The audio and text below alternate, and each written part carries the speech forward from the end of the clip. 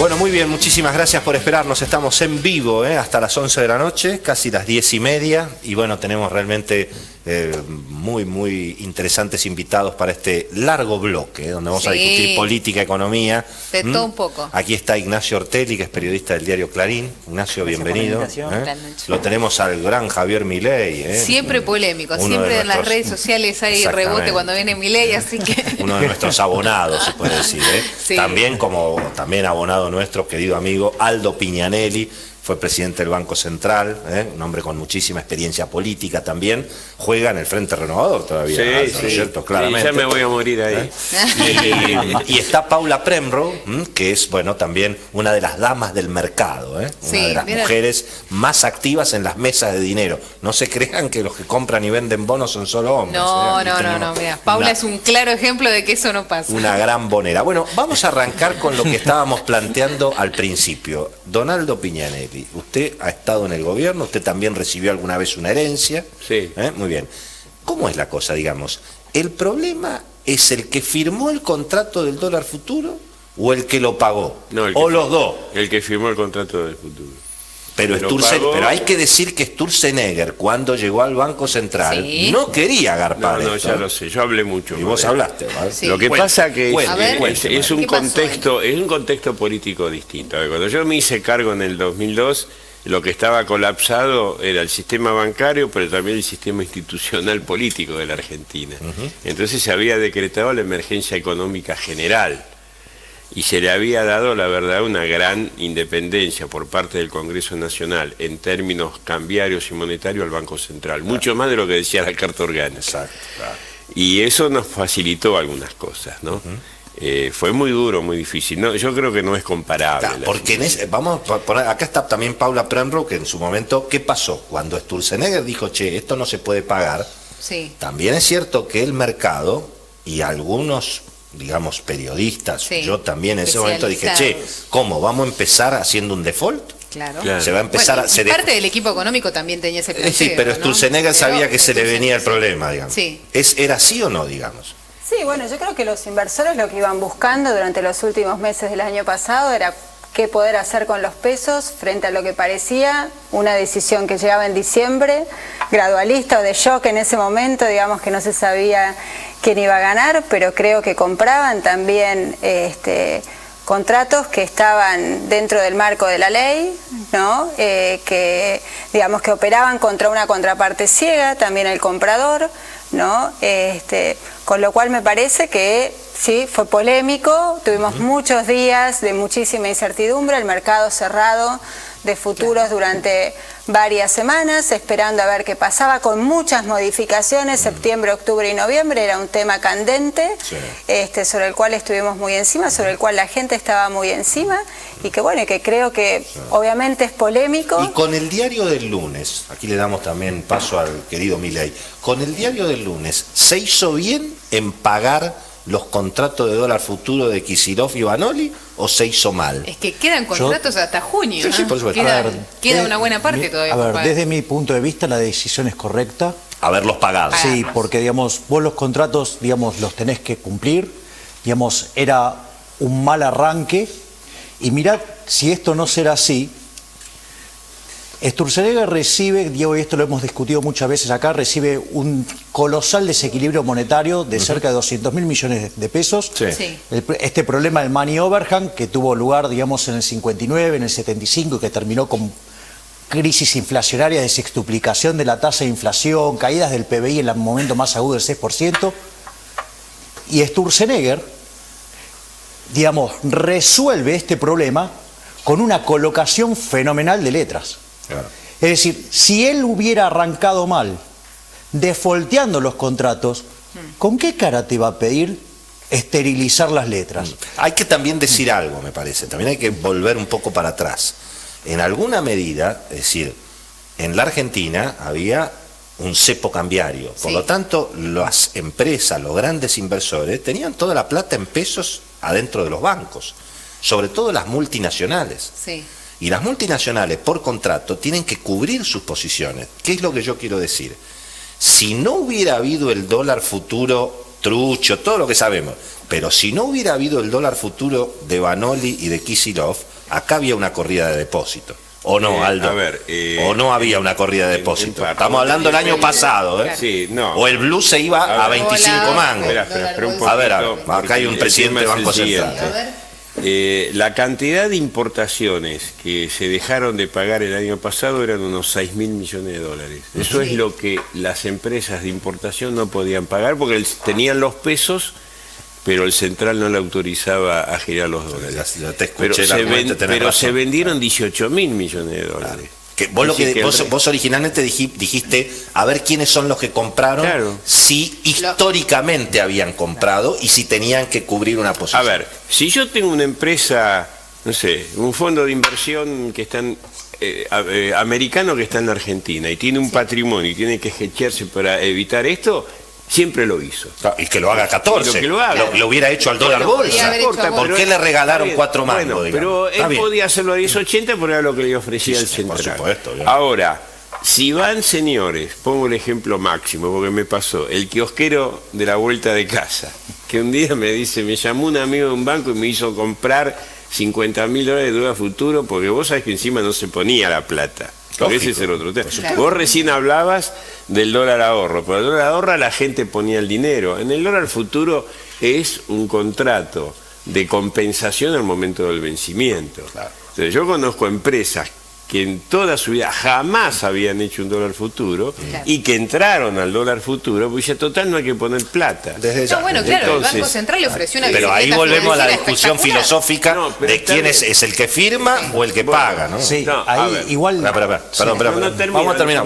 No, por eso digo, para mí claramente la responsabilidad es de quien vendió ese... Y termino el concepto. Había un único vendedor, el Banco Central. Este es el problema también. Obviamente. Entonces... que es el Estado. Y fue una decisión política, porque eso se hizo para tratar de ganar las elecciones. O sea, como ya no quedaba en reserva de contado para regalar los dólares, regalamos la reserva de futuro. Vendieron dólar futuro en un volumen mayor a las reservas netas.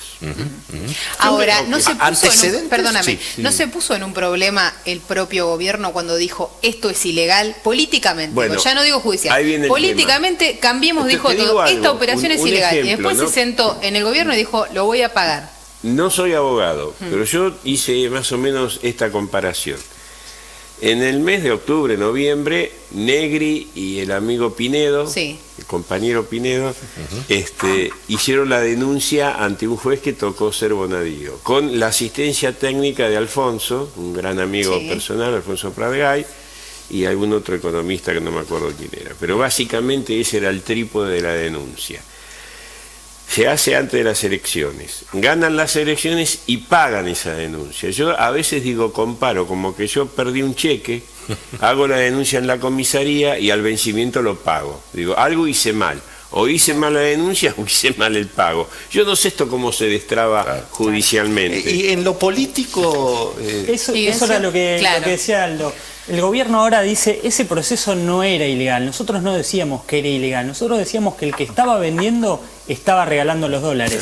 Esa es la explicación oficial y de ese lugar el gobierno se para explicar que pagó y para explicar a algunos funcionarios del gabinete que están involucrados en el tema. Ahora, ¿no le puede dar la vuelta al gobierno y venirle una denuncia, un contraembate del kirchnerismo de nuevo? Pero también contra, por ejemplo, la emisión de Levax, porque ya vimos más de una pluma diciendo algo de letra que cuesta más cara la Levax que el dólar futuro. Se están gastando 150.000 millones de pesos en la Levax y es el doble de lo que va a salir el dólar futuro. En el gobierno hay bastante confianza respecto a eso. Dicen, nosotros lo único que hicimos en este caso fue pagar. Y respecto a hipotéticas denuncias que puedan rozar por lo que decir, claro, dicen que no les va a impactar, que cualquier juez o fiscal que se decida... Y el otro punto es que en el debate, y lógicamente con enorme experiencia, Cristina lo que dice, el que devaluó fue Macri. Entonces, y me acuerdo que nosotros cuando hablábamos del dólar futuro, en marzo del año pasado, decíamos, ojo, que los funcionarios van a decir que el problema es de los que vienen, porque esta la vivimos varias veces en Argentina. Ahora, yo me acuerdo que cuando llegó el presidente Dualde, y Dualde tuvo que sincerar la devaluación, yo me acuerdo que Aldo Piñanelli y todo el mundo lo que decía, che, muchachos, La devaluación ya había sido hecha por De la Rúa y Cavallo. Nosotros tuvimos que poner el aviso, ¿te acordás? Se decía. Tuvimos que poner el aviso en el diario. Sí. Ahora, sin embargo, hoy... Y el default también. El default también. Y lo había hecho también, lo habían hecho cuando vaciaron los bancos, lo habían hecho antes. No nos olvidemos en ese punto, pero no quiero volver a... Pero lo que te quiero decir es ¿por qué ahora se discute quién devaluó? ¿Por qué se discute si devaluó Cristina o devaluó Macri? Cuando hace 15 o no sé cuántos años, nadie decía que había devaluado Duhalde. Claro. O los que decían, che, mirá, devaluó, pero ya la cosa venía de antes. Yo creo que ahí hay dos temas. O sea, está claro que la devaluación ya estaba, ¿sí? ¿Por qué? Porque vos tenías un tipo de cambio paralelo que estaba en 16 no pesos. No está tan claro, compañero. Vos decís que está claro, no está tan claro. Y tenías un mercado legal que era el contado con liqui y ahí estaba el precio del dólar. Y en la bolsa, el dólar bolsa. Entonces, para mí, la devaluación ya estaba y todos la sabían. Ese es el primer punto. Pero ligado a esto, digamos, al tema de los futuros, que a mí me parece importante para ordenar este punto, que es las cuestiones normativas sobre las cuales se regula el Banco Central este tipo de operaciones. Porque es cierto que todos los bancos centrales del mundo hacen operaciones de futuros y son legales. ¿Cuál es el problema en el Banco Central? Primero, que la Carta Orgánica del Banco Central dice que esas operaciones se tienen que hacer a mercado. Y en la reglamentación para instrumentarlas, ¿sí?, no podía ser el Banco Central el único oferente. Claro, pero por eso cambiaron la ley del mercado de capitales. Bien, entonces fíjate qué es lo que pasa. ¿Por qué está implicado en esto Vanoli, Kichilov y todo el directorio? Porque Kichilov era el representante del Ministerio de Economía dentro del Banco Central. Porque cambiaron la normativa para ser ellos solos los que operaban en el ROFEX. Mientras que entonces en el ROFEX te vendían a 10 mangos y medio, al mismo tiempo el mismo Banco Central vendía en MAE a 15 mangos. Pero ¿sabes qué? Pero Vanoli, Kicillof y Cristina decís, maestro, el que devaluó fue Macri. Y era una decisión de política monetaria, lo siento. Pero fíjate que viola la normativa del Banco Central en el sentido del mercado. Vos sabías que eso no era mercado. Es decir, porque todos los mercados donde había transacciones libres... Por eso había un solo vendedor. Exactamente. Y todo el mundo le llevaba. ¿Cómo son, los mercados de futuros en Argentina? ¿Existen más allá de este curro, digamos? Sí, bueno, yo creo que también dentro de la decisión que toma el gobierno que asume el 10 de diciembre era la de seguir teniendo instrumentos de mercado para poder funcionar, ¿no? De hecho, no solamente el mercado de futuros no operó hasta diciembre y después dejó de operar, tuvimos muchas operaciones, el mercado estuvo muy activo durante todo el primeros meses del año, porque ha habido muchas operaciones, digamos, también de cobertura cambiaria, de tasa de interés. Es un mecanismo muy interesante y, digamos, uno necesitaría de tener un mercado de futuros bien desarrollado. Es el mercado que te permite ir pronosticando tasas de interés, te permite ir cubriendo. El mercado está hecho para, digamos, para quienes quieren cubrirse de algún riesgo, para quienes quieren especular también. Por supuesto, tiene que ser un mercado transparente, donde lo que se venda a futuro tenga el mismo precio en todas partes, digamos. Eso es el precio de mercado. Acá obviamente había cepo cambiario. Ya todos conocemos el tema, ¿no es cierto? Claro, eso no era precio de mercado, obviamente, justamente. Bueno, y además pero discúlpame, pero en la ley, el dólar de 9,50 se llamaba mercado único y libre de cambio. Sí, pero el Banco Central también operaba en el otro.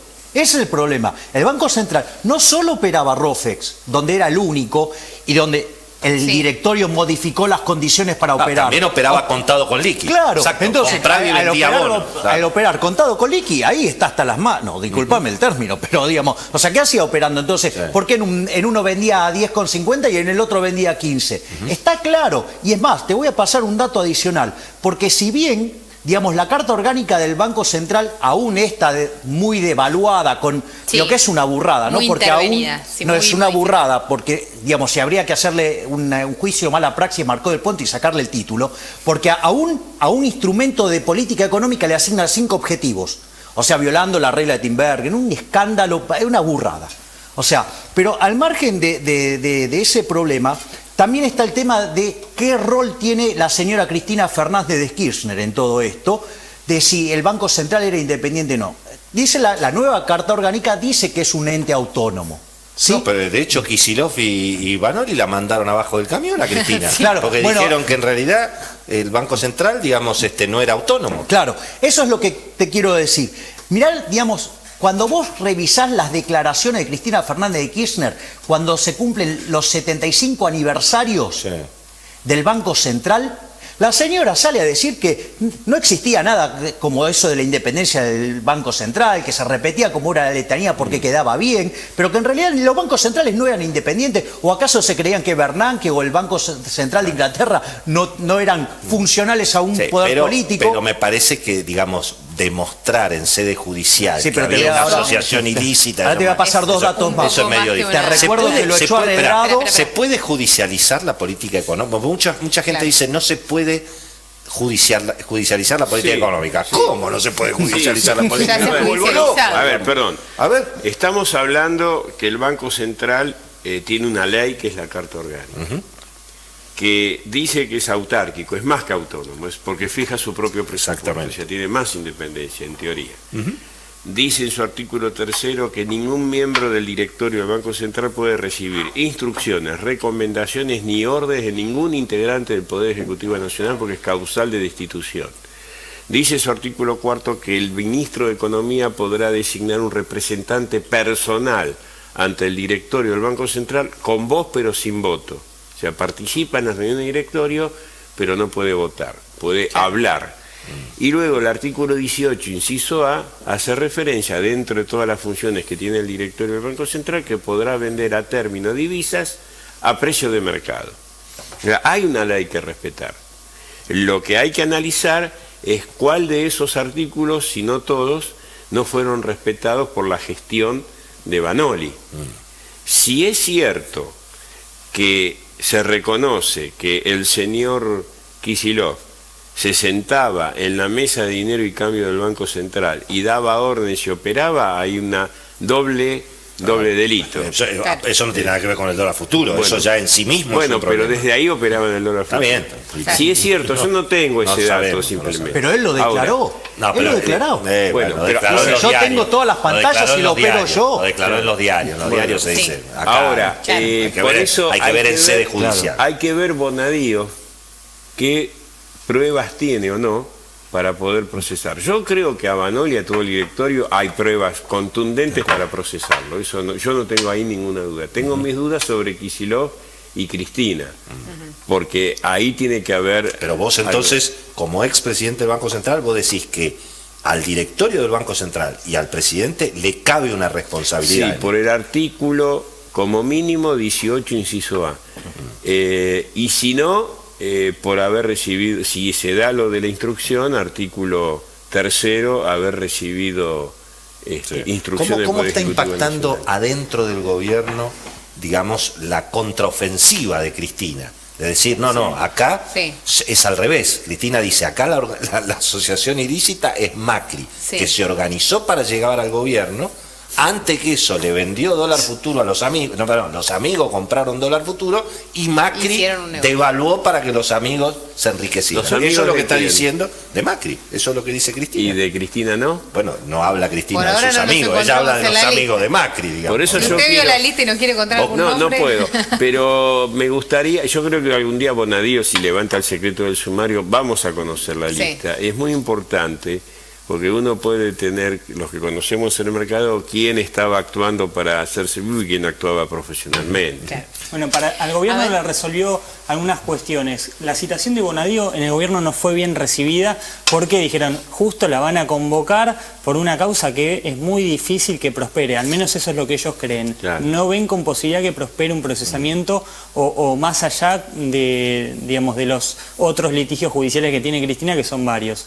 Eso generó un impacto político. Vino la presidenta, hizo el acto, la movilización y demás. La respuesta de Cristina, de algún modo, le vino bien al gobierno para volver a ponerse en ese rol con Cristina de víctima, de recibir el golpe. Ella Cristina volvió a empezar a impactar contra el gobierno y en esa diferencia, oficialismo u oposición, el gobierno cree que tiene todavía un crédito bastante abierto respecto a Cristina, por ahora. Y esta euforia que provocó la colocación de deuda, el cierre con los holdouts y demás, ¿confían en que le da crédito, le da imagen positiva o es algo tan oscuro el proceso de los buitres que no se logra capitalizar? Totalmente. Hoy Macri estuvo en Cresta Roja, en la planta que se reactivó en Esteban Echeverría, y habló del tema. A todos sus funcionarios, digamos, les transmite lo mismo.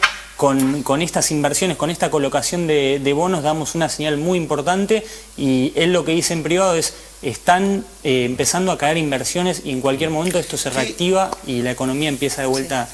¿Qué significa, digamos, para el mercado, para el mundo financiero? ¿Qué es lo que ha estado pasando estas últimas 48 horas, Paula, con esta noticia, digamos? Bueno, y en todo caso, ¿en dónde puede eso cambiar un poco las expectativas económicas en la vida cotidiana, digamos, ¿no? Hemos tenido en los mercados días de euforia, ¿no? Claramente una suba muy fuerte en los bonos, no solamente a raíz de la colocación, sino ya la semana anterior a la colocación se veía un interés fuerte en Argentina. Ayudó mucho también un contexto para los emergentes y las bolsas en los principales mercados del mundo, el mundo alcanzando sus máximos. Claro, el mundo está un poco mejor de lo que parecía a principio de año. El mundo está bastante mejor que en enero, entonces el momento fue muy positivo. También tuvimos a las acciones que están volviendo a sus niveles máximos, ¿no? Que habían tocado el año pasado, mucho interés, y entonces creo que lo que hemos visto ahora, la consecuencia de esto es que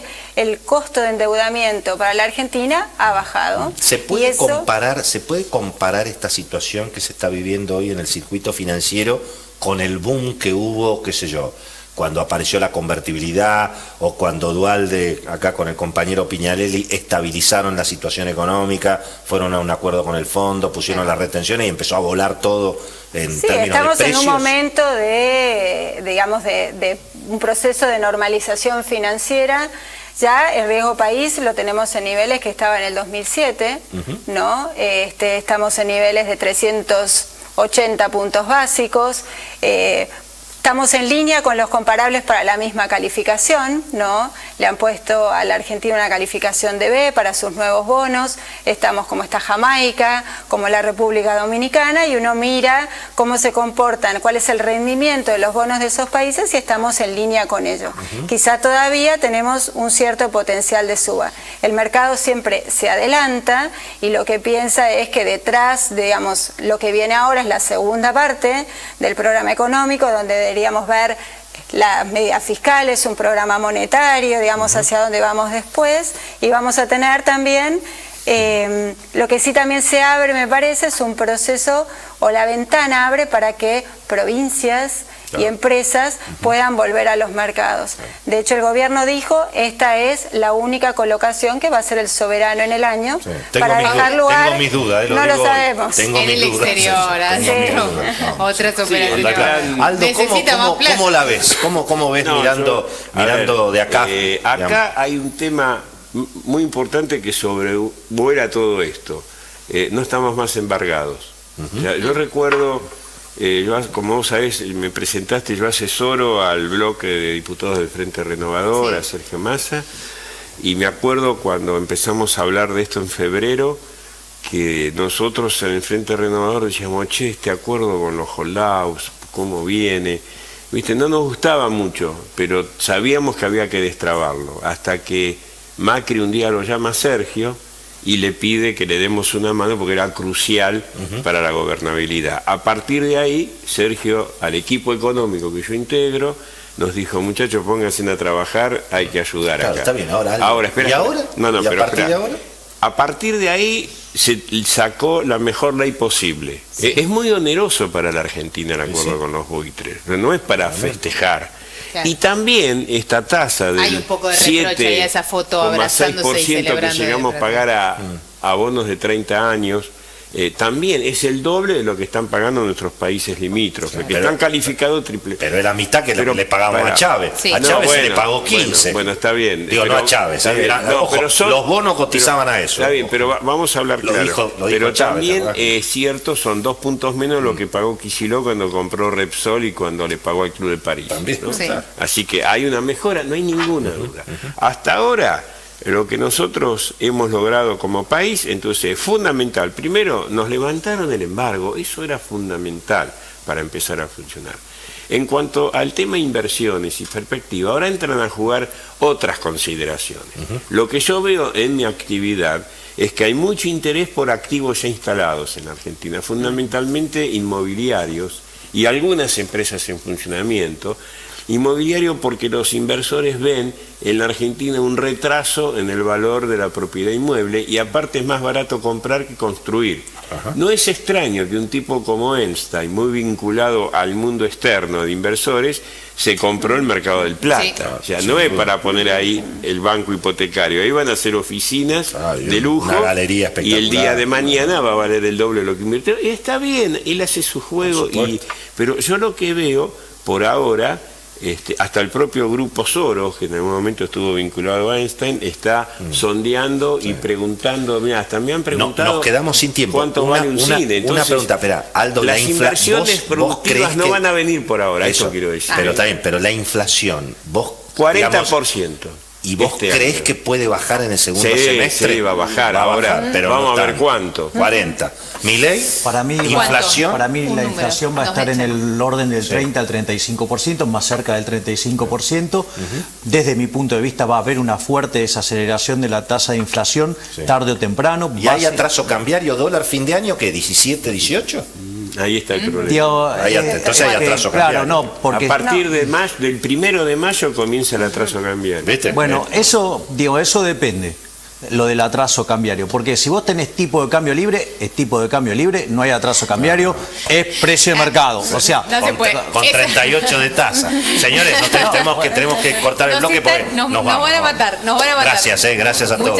Muchísimas gracias, muy entretenido. Venimos en un segundito. En un minuto, si nos quedan unos chismecitos para contarles. Tengo cosas para decirles.